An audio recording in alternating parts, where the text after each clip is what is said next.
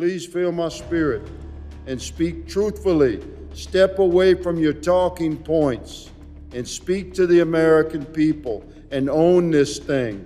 We're losing our country down there.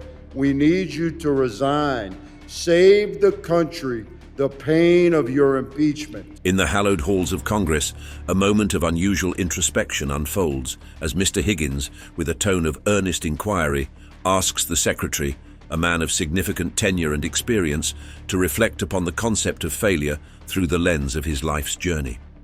This dialogue, though rooted in the specifics of Homeland security, transcends the immediate context to explore the broader themes of accountability, the weight of decisions made in leadership, and the humility to recognize and learn from failures. The Secretary, acknowledging the universal experience of setbacks, stands at a crossroads of personal conviction and public duty, offering a unique window into the challenges of governing in an era marked by complex threats to national sovereignty and security. As the conversation unfolds, it becomes a poignant reflection on the nature of public service, the imperatives of honest leadership, and the critical importance of confronting hard truths for the greater good of the nation. Mr. Secretary, what year were you born, sir? 1959. 1959. I was born in 61. We're from the same generation.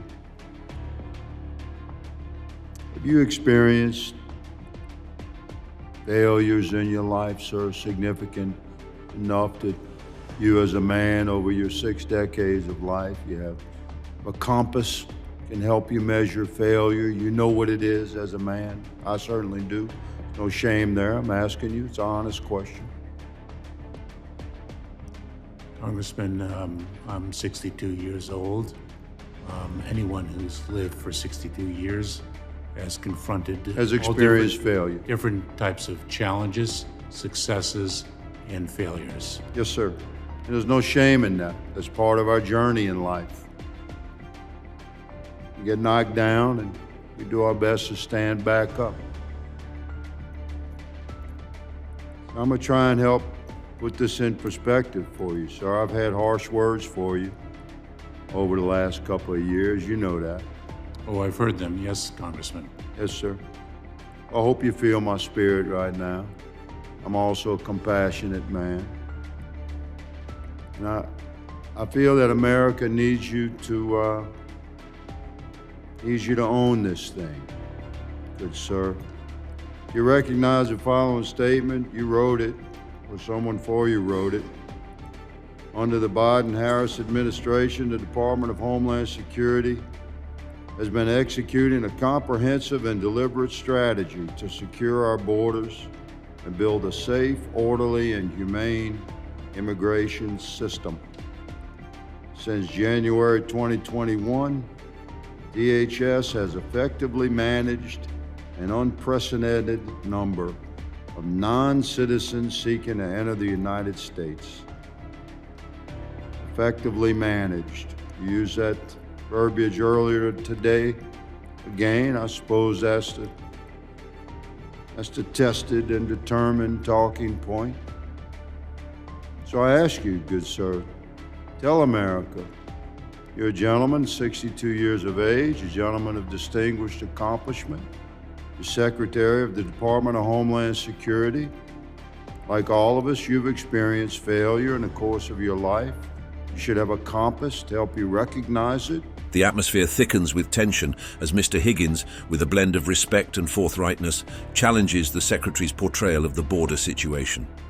Through a series of pointed questions, he strips away the veneer of bureaucratic language to lay bare the stark realities confronting the nation's borders.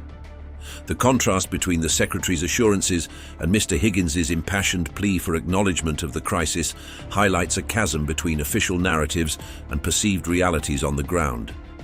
This critical juncture in the dialogue serves as a mirror to the broader national discourse on immigration, border security, and the role of government in safeguarding the nation's integrity and welfare.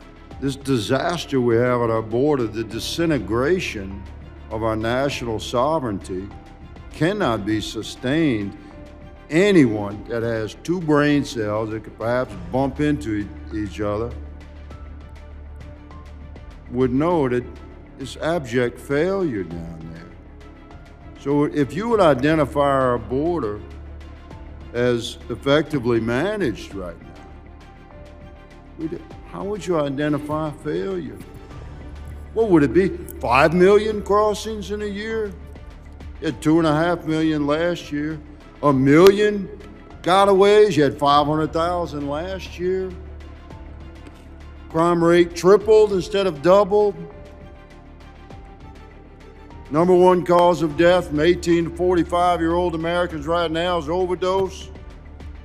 Under your watch. What would it be? From 5 years old to 50? How would you identify failure if it's not what you've delivered thus far? By God, man. Own the moment. You've been called upon to resign by myself and others. Next year, if we have the majority in this committee, which we shall, you're still in office, you'll face impeachment. I ask you as a man, own this thing. Out of respect for you in the office, I ask you to reflect upon that.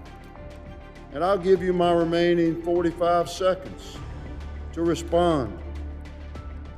Please feel my spirit and speak truthfully.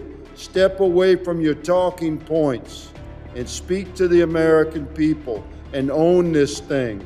We're losing our country down there. We need you to resign. Save the country the pain of your impeachment. I have 20 seconds, sir. Please respond.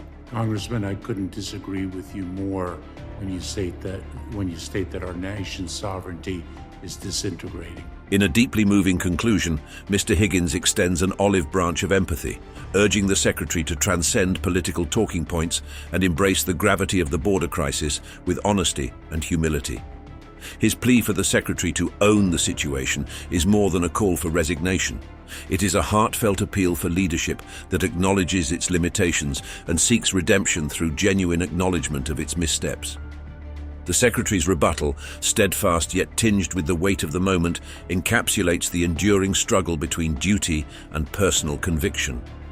As the gavel falls, marking the end of this poignant exchange, the echoes of the dialogue linger, a somber reminder of the enduring challenges that lie at the heart of America's ongoing debate on governance, accountability, and the path forward in an ever-complex world.